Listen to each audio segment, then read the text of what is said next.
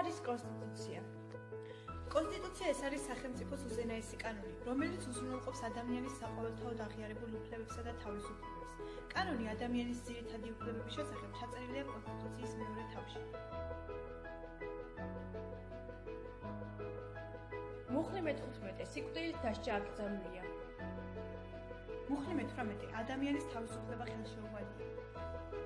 მუხლი მე-19 ყოველ ადამიანს აქვს სიტყვის, აზრის, სინდისის, აღსარულობისა და წმენის თავისუფლება.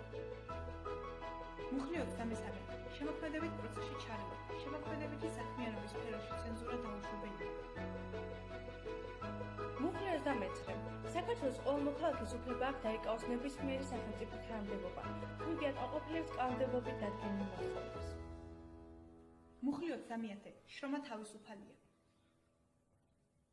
მუხლი 33 გაფიცვის უფლება აღიარებულია, გამოფხიზლების განხორციელების წესი განისაზღვრება კანონით.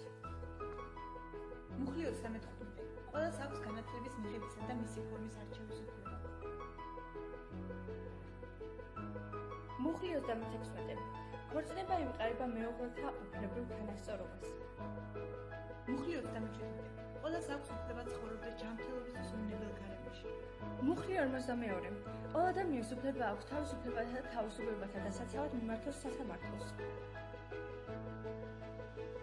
მუხლი 44 ადამიანის უფლებათა და თავისუფლებათა განხორციელება არ უნდა დაარღვევს სხვათა უფლებებს. ასე რომ საქართველოს მოქალაქეების უფლებათა და თავისუფლებათა დაცვის გარანტია კონსტიტუცია.